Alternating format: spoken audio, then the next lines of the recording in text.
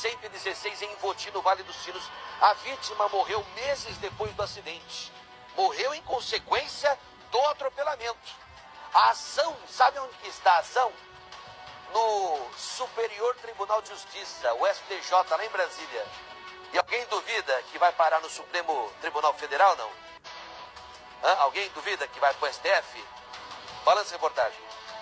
Nossa equipe veio até aqui ao município de Invoti, na região metropolitana da capital, para atender ao apelo de uma família vítima de atropelamento. Foi há quase 10 anos, mas até agora não houve nenhuma responsabilização. A vítima, um chapeador, um trabalhador, Adair Vieste, na época tinha 41 anos. Ele chegava de moto em casa quando notou que perdeu a peça da motocicleta neste trecho da BR-116. Foi a pé até a estrada e, enquanto estava observando o asfalto à procura desta peça, veio um veículo. Ele estava descontrolado e acabou atropelando o homem, de acordo com os familiares. O problema é que hoje o atropelador é um deputado estadual. E o temor da família é que, diante de todo este poder de um parlamentar, não haja, de fato, nenhuma responsabilização. Até porque a pena que diz respeito ao processo criminal não houve, porque o processo acabou prescrevendo, passou 5 anos e nada aconteceu. Você que é filha, como é que se sente? Isso mesmo, essa é a nossa revolta, tá? Por isso que a gente veio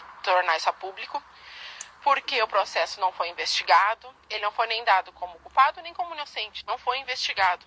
Ficou 5 anos numa delegacia de Invoti, não foi dado a morte do meu pai, sendo que todo mundo na cidade sabia, saiu em jornais, saiu em revista, saiu, todo mundo na cidade sabia, até porque é uma cidade pequena.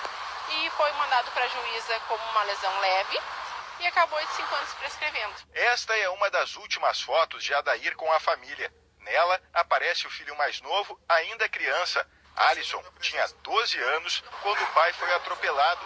Ele viu o acidente. Eu vi primeiro barulhos, foi muito rápido. Assim, quando vê, eu cheguei, não sei se ele se perdeu por causa de um caminhão ou ele mesmo se perdeu sozinho. Eu só vi que meu pai na hora estava agachado procurando a peça, porque na época tinha grama, né? Não era nada de acostamento, era na grama, ele estava procurando abaixado e quando ele veio, meu pai só deu tempo de levantar e gritar.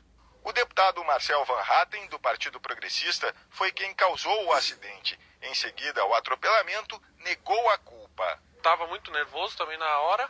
Ele só falou que um caminhão me jogou, mas eu também não estava, né? A gente estava na confusão aquela. Ele falou, um caminhão me jogou, não tinha o que fazer, eu não tinha o que fazer. Adair ficou 7 meses hospitalizado e acabou morrendo. A viúva teve que criar os filhos sozinha e revela que procurou o político para pedir ajuda. Na época ele era vereador da cidade de Dois Irmãos e sempre nos negou. A minha filha foi junto, sempre a gente foi lá, sempre pedia apoio e ele sempre nos negou o apoio. Nenhuma ajuda financeira? Não, nenhuma. Muito menos acionou o seguro, que ele tinha na época o seguro dele, da caminhoneta. Os familiares entraram na justiça para pedir uma indenização. O caso ainda não foi julgado. O que seria já de nós se fosse a contrária? Se eu tinha atropelado o pai dele? Então fica a dúvida no ar, né? Por que isso tudo está acontecendo? Por que tudo está parado? Marcel Van Hatten é um dos criadores do movimento Brasil Livre e faz parte da Comissão de Direitos Humanos da Assembleia Legislativa. Os familiares entregaram na casa um documento contestando a participação dele na comissão. Um dos deputados que faz parte dos trabalhos afirma que o ideal seria aguardar a sentença definitiva da Justiça. Quando o fato ocorreu, o deputado não era deputado nessa casa. Portanto, não há uma pertinência naquele momento com relação a agora. Mas, evidentemente, que é um assunto que tem que ser debatido pelo presidente da comissão, que vai dar um encaminhamento que ele entender necessário. Eu vou fazer aquilo que eu sempre fiz, respeitar a decisão judicial. Na Assembleia Legislativa, ao ser procurado pela produção da TV Record, o deputado Marcel Van Hatten evitou conceder entrevistas sobre o tema. Em nota, ele assume a responsabilidade no acidente, mas disse tratar de um problema pessoal. O parlamentar ainda alega ser vítima de perseguição política e textualmente declarou que querem promover o assassinato da reputação dele.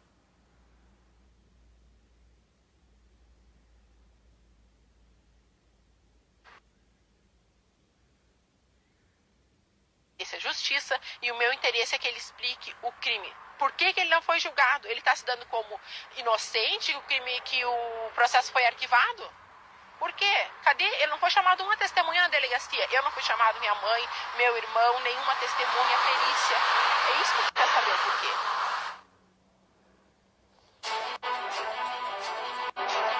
O deputado diz que o assunto é pessoal. Ele assume a responsabilidade pelo atropelamento, ou seja, ele matou esse pai de família, mas o caso é pessoal e ninguém deve falar nada, né? É político, é? Ah, talvez seja, né, deputado? O senhor, quando foi assassino, quando o senhor matou, o senhor é assassino, né, deputado? O senhor é um assassino. Por que eu digo que o senhor é assassino? Porque atropelar, qualquer um de nós pode acontecer. Eu dirijo, todo mundo aqui dirige. Agora, o senhor atropelou e amparou a família? Procurou socorrer? Fez alguma coisa? O senhor era vereador em Dois Irmãos, não era vereador em Dois Irmãos? Eu fico imaginando, sabe de quem eu tenho? Eu tô com vergonha alheia. Mas não é do deputado estadual Marcel Van Hatten, do PP. PP também tá quase que nem o PTB, né? Né? PTB, PP, PCC. Ah, não, falei alguma coisa errada, não? Desculpa. É que é tanto P, né? PTB, PP, PCC, né? A gente até se confunde de tanto P. Sabe de quem que eu tô com vergonha alheia? De quem votou no Marcel Van Hatten. Van Hatten. Eu tenho vergonha de quem votou. Vocês votaram num assassino. Vocês elegeram o vereador de Dois Irmãos um assassino. Ele já era vereador quando ele matou esse pai de família. Por que eu estou falando que ele matou, que ele é um assassino? A família recebeu alguma ajuda? Um centavo de ajuda? Um aperto de mão? Um abraço? Pagou pelo menos o caixão, o funeral, o velório? Agora, deputado, você viu, né, que o deputado Poçobon já tirou o Roscoff da reta para dizer que ele foi... Não, quando ele atropelou e matou, ele não era deputado estadual. Agora, adorei... Olha, você vê como o destino ele prega peças. Qual é a comissão que o deputado Marcel Van Hatten integra no Palácio Farroupilha? Ele é integrante da Comissão de Direitos Humanos, a comissão que ajuda a livrar a pele de vagabundos. Ele não poderia ter escolhido melhor comissão para fazer parte. Esta é a vítima. Eu quero a imagem do deputado. A imagem do deputado. O deputado não gosta de aparecer? Na época da campanha, o pessoal até não briga na hora de colocar espaço na mídia, não. Espaço em fotografia em jornal, né? Naquele cavalete que agora não vai mais poder ter, graças a Deus, para não sujar as cidades. Não gosta de brigar para ter espaço na hora do programa da propaganda eleitoral? Pois bem, tá sorrindo. Matou um cidadão de Ivoti. Matou um pai de família e é integrante da Comissão de Direitos Humanos da Assembleia Legislativa. É o destino, né? É o destino. Ele escolheu uma ótima comissão. É a comissão, repito, o que eu acabei de falar, é a comissão que ajuda a livrar vagabundo. O cara matou, sequestrou, traficou, estuprou, roubou. Comissão de Direitos Humanos. Existe só para isso. Não para humano que anda direito. Devia até mudar. Comissão de Direitos Humanos é para vagabundo. Deveria ser para humanos que andam na linha. Humanos cidadãos de bem, pagadores de impostos.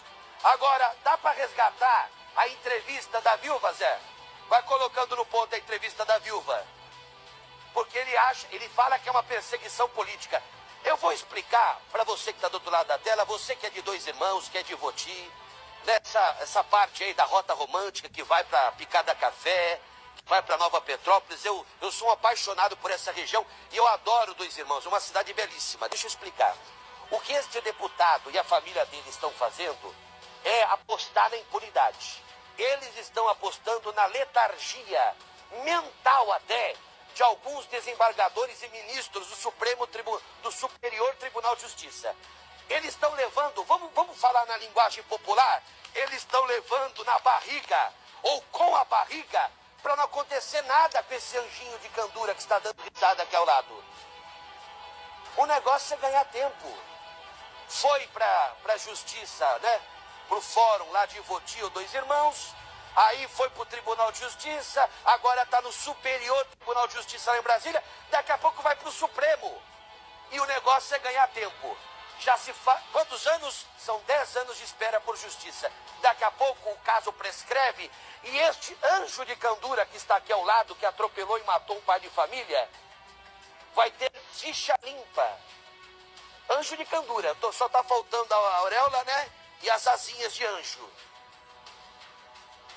Me dá nojo. Balança a entrevista com a viúva, vai.